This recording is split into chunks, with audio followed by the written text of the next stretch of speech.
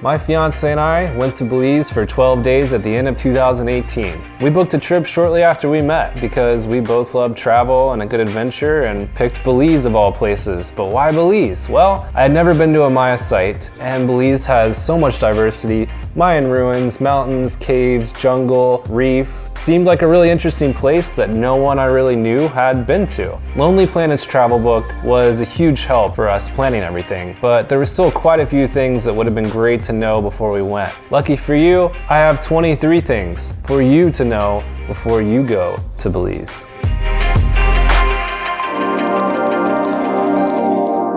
I really like traveling during the shoulder months. A lot of places I go, I've noticed it's a great time to travel. There's a lot less tourists, but still not too much rain or cold or whatever negative factor there may be wherever in the world you're going. The high season for tourism in Belize is typically December through April, and the low season May through October. We went from November 26th through December 8th, and it was really nice. There was a lot less tourists around. It was really cool being the only ones on the tour. When we visited places like the Iguana Reserve and San Ignacio and the local chocolate company, we basically had a private tour to ourselves for the same cost. And the Maya sites are also a lot less crowded.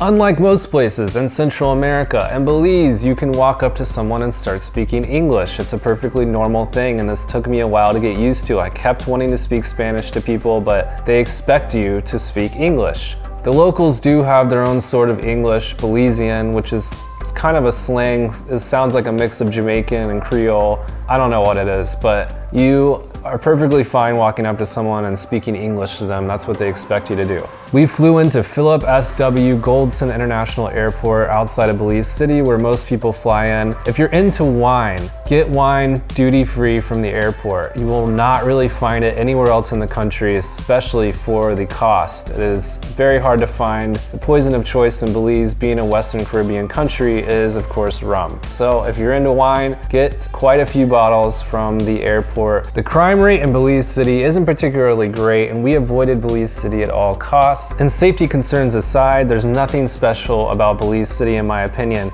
It was never a place we even considered staying or hanging out when we were booking our trip. I recommend heading straight to San Ignacio, Placencia, or one of the cays. We were able to visit all three of those areas within 12 days. AirBnB. Surely you know Airbnb has a ton of good options in so many countries now, and we Airbnb'd everywhere we stayed in San Ignacio, Guatemala, Placencia, and Caye Caulker. Bullet Tree Road in San Ignacio has some great Airbnbs with really good reviews. Wi-Fi. Okay, yes, a lot of places will have Wi-Fi, but don't expect it to be the same Wi-Fi that we have in the States. It is much, much slower. Even at a really nice resort, we went to a really nice resort and the Wi-Fi was still not that great. Just expect it to be a little slower than you're used to. Car rental. Renting a car might be the most expensive thing on your trip. Having a car in a third world country is a luxury and well worth it. We were so happy that we had a car and we were free to do whatever we want. We couldn't decide between what car rental company to go with, and after doing a lot of research, we found Crystal Auto Rental,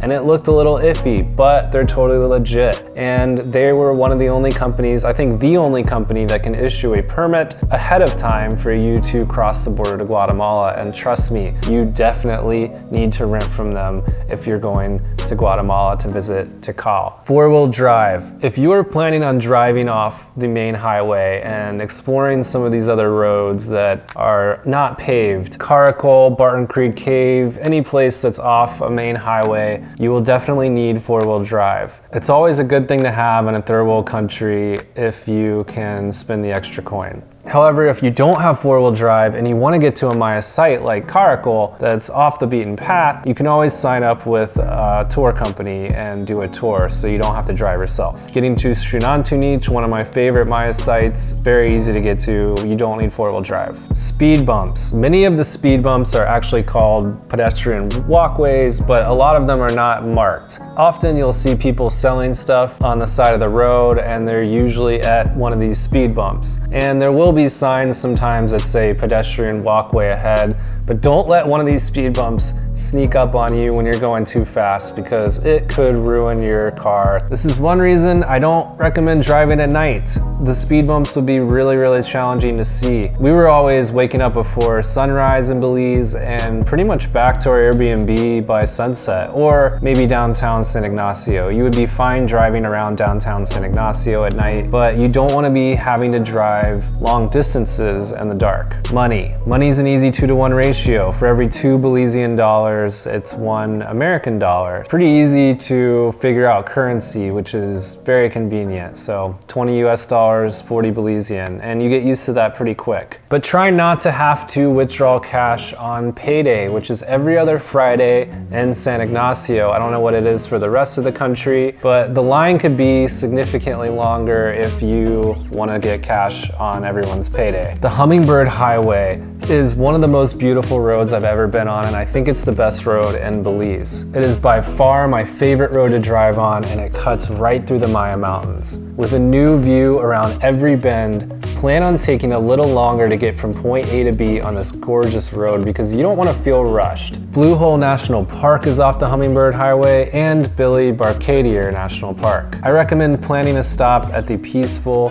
Barquedier Waterfall. It's part of a tranquil stream that provides water to 3 villages nearby, but only take the 20-minute hike to the falls if the tenant is there to watch the car. It also helps to have a walking stick for crossing certain parts of the stream on the hike. Off the Hummingbird Highway, we visited that waterfall. We also visited Blue Hole National Park, where we went into Herman's Cave, which is great because you don't have to sign up for a tour ahead of time. It's a cave that you can just walk into 200 meters. If you want to go past that, you can get a tour guide, but really cool cave, short hike to it. We also stopped at a farm, which I think is just called the Country Farm, and they make homemade ice cream and cheese right there on the farm. It is absolutely delicious and one of the most popular places to stop on the highway as well. Caves, a big part of visiting Belize, but keep in mind the water levels are a factor, and it's not about how much rain is happening in the area that you are, it's how much rain is happening really far away. That's the source of the river that's running through the cave. So just because it's sunny where you are doesn't mean that the water levels may be low enough for you to go. We found this out the hard way when we planned to go cave tubing at Barton Creek Cave. We came to a crossing that no vehicle could pass through. The water levels were too high, and I don't think the cave would have even been open had we made it across the river. It was also a terrible idea for us to be on this road in the first place because we didn't have 4-wheel drive and we barely made it back. Aktun Tunichil Maknal. Probably thinking, what the did I just say?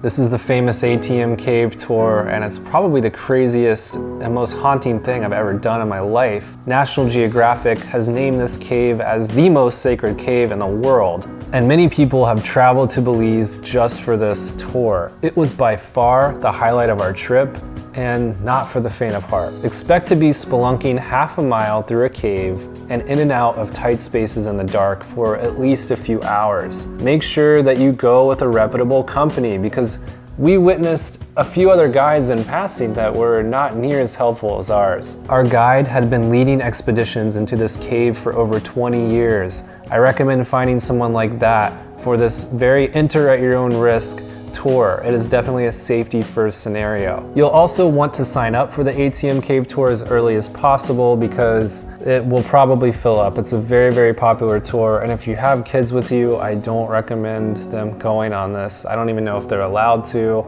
or what the age limit is, but it is quite dangerous and it takes a lot for me to say that. You'll also want a good pair of water shoes, and I was able to find some in downtown San Ignacio the day before for about 12 US dollars. Very worth getting those shoes. The San Ignacio Farmers Market. Plan on visiting this wonderful market in downtown San Ignacio for anything you could want to buy, from merchandise to food. There are a ton of vendors, and the touristy gift shops will end up costing twice as much for buying the exact same thing at the farmers market. For the water taxis in Belize City to get to one of the cays, San Pedro, Caye Caulker, use the company called San Pedro Belize Express Water Taxi. We use the Ocean Ferry Water Taxi company, but apparently their boats break down sometimes and you don't want that to happen. They're just not as reputable of a company, so go with the other one. While you're waiting on the boat at the terminal, you can get a beer next door and drink it while you're waiting. sailing, but you won't be allowed to take an open beer onto the boat. Whether you're in Placencia or one of the cays, try to find a catamaran tour instead of just a regular boat.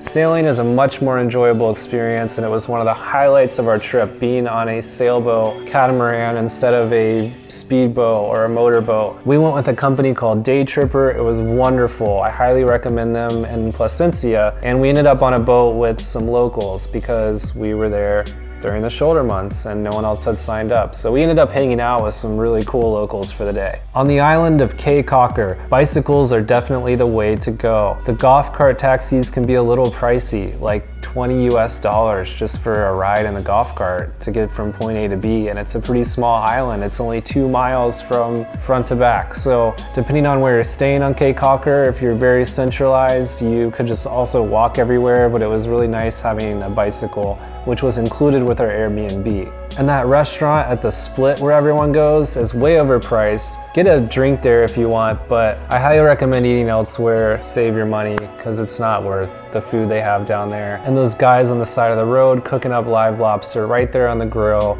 are totally legit in Caye Caulker. Marie Sharp's hot sauce. It's so damn good. You should definitely bring some back for your family and friends. Just be careful not to get a bottle too big and try to take it on the plane or when you're going through customs when you get back to your country. It will get confiscated. It's considered a liquid. It's hot sauce. And there's a ton of good options to buy hot sauce as you're leaving Belize in the airport. But make sure you check the prices in each store in the airport because some of them are a little cheaper than others. Crossing the border to Guatemala, what a process. If you plan on doing this, let me tell you a little bit about it. We rented from Crystal Auto Rental because they're one of the only companies that can pre-register your car to go to Guatemala, so we had a permit. But even with that permit, it still takes about 45 minutes. We showed up to the border, they fumigate your car, so you drive through this car wash thing, they're spraying your car with like for bugs or whatever, and then you get out and there's a kid there that greets you, a boy that will greet you and start walking you through the process. There might be another kid that's helping watch the car, but you lock it anyway. And you bring your paperwork from Crystal Auto Rental with you and your passports. Go see one guy, he does a bunch of stuff with your passport or your paper, I don't even remember. And for about 15 minutes there, you're in limbo. So you're not in Belize or Guatemala, you're just in limbo. So you need to make sure you have everything on you to get into Guatemala. You'll wait in a couple lines, show everyone your paperwork. It has to get signed by like 3 different people. They're used to a lot of people saying they're going to Tikal, which is where we were going, and where you're staying, making sure that's the only place in the country that you're gonna stay. And then eventually they will put a sticker on your car and you'll also want to exchange some money there. So you get approved, you get back in the car and you'll wanna tip these kids 5, maybe like 10 US, but don't let them convince you to give them more. They're good salesmen. As soon as you get through to Guatemala, it's also now all Spanish. That was really wild going from somewhere where we could speak English and now all of a sudden it's Spanish. Luckily, mi español es un poquito, so está bien.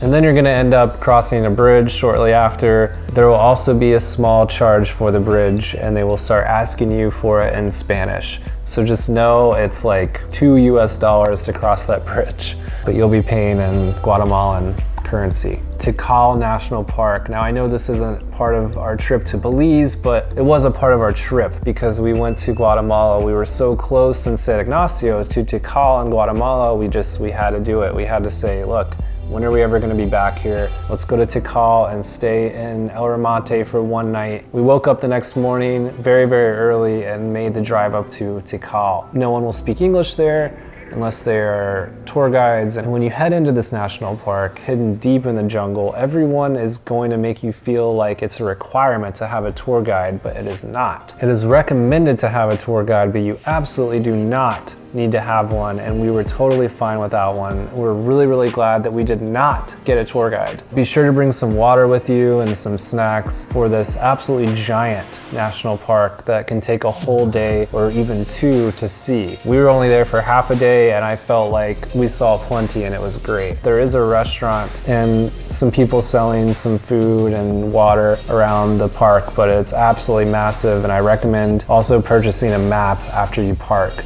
so that you don't get lost. I hope some of these tips were helpful, and I'm happy to answer any questions you may have before you go to Belize. Don't forget to subscribe to my channel and check out my Belize travel film for my whole 12-day adventure summed up in 45 minutes.